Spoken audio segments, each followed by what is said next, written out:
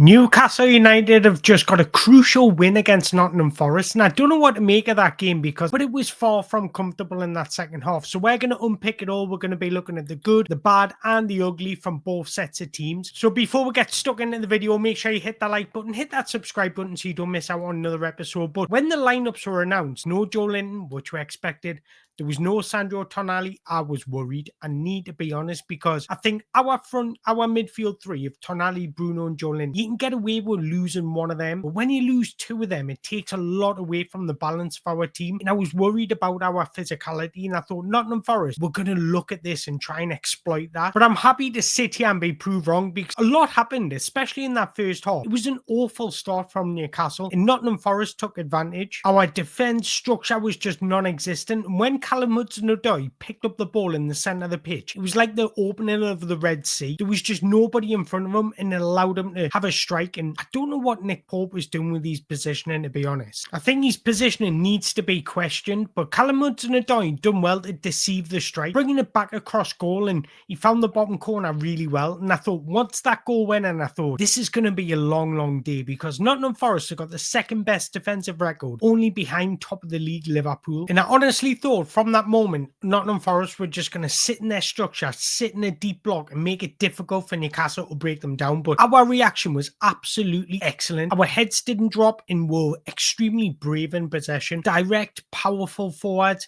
with good movement. Lewis Miley do what good midfielders do, arriving inside the box, because that's where you make a difference. Since Lewis Miley's cameo against Manchester City, I've been asking and willing for him to start. I thought Sandro Tonali would be fit, so I was expecting Lewis Miley to play instead of Willock, but I'm kind of glad Willock played in that first half because he was excellent as well. But Lewis Miley is exceptional. Composure on the ball, good use of the ball, his ball appreciation is excellent. We're going to touch upon him individually very shortly, but I thought he's took his goal extremely well. Little deft cushion touch, bring it into his stride, a little strike into the bottom corner with his left foot, and that just shows the quality of this boy. But after that moment, after we went 1-1, Newcastle's level just went up, moving the ball extremely quickly. We're direct, we're attacking with pace and not allowing Nottingham Forest to settle into their shape. We had complete energy, intensity. It was all one-touch passing, moving the ball into the space. We had off-ball runners, and this is what you need to do against a good defense because you need to find a way of being direct and not allowing them to set into their structure, because once they set into their structure, it's so easy to defend for them. Everything about our game in that first half was excellent. We're intense off the ball and on the ball. We're moving the ball extremely well. We're direct. Nottingham Forest were quite shell-shocked, I think. We shocked them with our intensity, and every time we went forward, we looked like scoring. Lewis Hall was excellent, and that's where the second goal come from, overlapping, and it resulted in Jacob Murphy scoring at the far post. Newcastle United played some excellent stuff in that first half, and it was all about our endeavour. We're moving off the ball, we're running at pace, we're being direct, we're committing bodies forward, and Nottingham Forest were just getting pulled to pieces. Our patterns of play in attack were exceptional. When somebody dropped in short, we had supporting runs. It was just all combining really well. And I always say this about Manchester City. Over the past 10 years, Man City have been the best team at pulling games away from teams. So what I mean by that is when the score one, they'll quickly score second, quickly score a third, quickly score a fourth, and then they're comfortable. That's exactly what Newcastle United did. We scored 4 goals in 11 minutes. That's insane. That just goes to show that every time we went forward, we're creating or looking dangerous. 2 goals from Alexander Isak. He does what he does best, scoring goals. Penalty and a nice left foot finish. 50 goals in 76 Premier League games. That is just unbelievable. But when Newcastle stopped pulling the game away from Nottingham Forest, that went against everything they want to do. They want to sit back, invite on, and then catch you on the counter-attack. They couldn't really do that because I had to commit bodies forward, because I had to make every opportunity count. This opened the space for Newcastle United to exploit. So by grabbing a couple of goals in quick succession, this absolutely benefited Newcastle because it allowed them more space to roam into, to move into, and to create chances. It was exceptional football from Newcastle United in that first half. Moving the ball quickly, not dwelling on the ball, not taking unnecessarily touches. We're being direct, adding flair flair into our game. You've seen a couple of back heels and showboating, which I loved. Nottingham Forest give us too much space and respect in that first half, if I'm brutally honest. And in truth, the first half could have ended 5 or 6-1. I've spoke about us a lot with the ball, so off the ball, I think we worked hard in stopping Nottingham Forest in transitions. We're blocking passing lanes, working hard off the ball, not allowing Forest any time in possession, so they couldn't really find or pick a pass. For Newcastle United in a whole, in that first half, everything combined extremely well. Everything just clicked. Newcastle United, with their quality and their threat and transition, they're an absolute joy to watch, and when everything clicks, they're so difficult to defend against. And I thought Nottingham Forest really found that out today. But do you know what the funny thing is, right? People will look at that result and think it was a comfortable win for Newcastle United. It was far from that. In that second half, Nottingham Forest were the much better team. Newcastle were passive, sloppy in possession in that second half. Structurally, we were all over the place. Dan Burn was having caught out of possession, having a nightmare. Nottingham Forest really stepped up their game.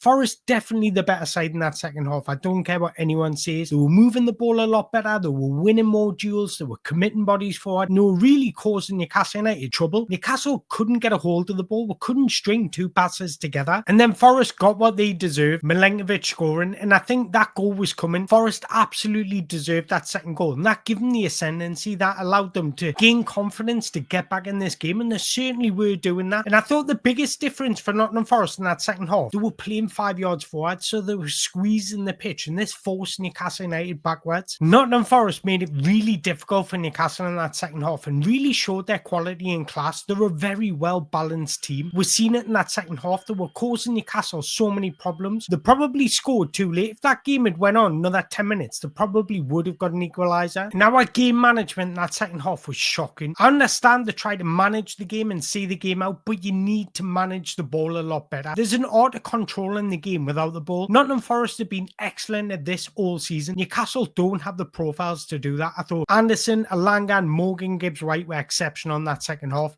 But there is a few individuals I do want to talk upon. We'll touch upon Newcastle first. So Lewis Hall, what a fantastic season he's having. He was my man of the match. Combination of durability and technical skills. His game understanding is so good. Acknowledging when overlap, when underlap, when to keep his shape. And he didn't give Alanga a sniff, especially in that first half. He was snapping into challenges on his first touch. He was getting tight. He was shortening the space so Alanga couldn't attack in depth. It was brilliant from Lewis Hall. Now I want to touch upon Joe Willock and Jacob Murphy because I think we've seen the good and the bad of these two. Joe Willock's movement was causing Nottingham Forest so many problems. Willock and Hall were actually combining really well. Willock reminded us of his form when he first came in that Newcastle side. He was busting a good to get forward. He was supporting Alexander Isak, being an option off the ball and working hard defensively. I thought it was a good showing from Willock, especially in that first half. In the second half, it did tail off. But Murphy didn't have his best of games, give away the ball for Callum Hudson-Odoi's opener, but he still managed to score. And I think he's one of those players that even when he's not having the best of games, keeps attacking alive, and that's what you need. Always tries to find a shirt in black and white, not too selfish, and really contributes to Alexander Isak's form. But Lewis Miley, let's talk about this guy because what a performance from the young Geordie. So clean, composed on the ball. He's got great use of the ball, and I love his ball appreciation. Always takes care of it.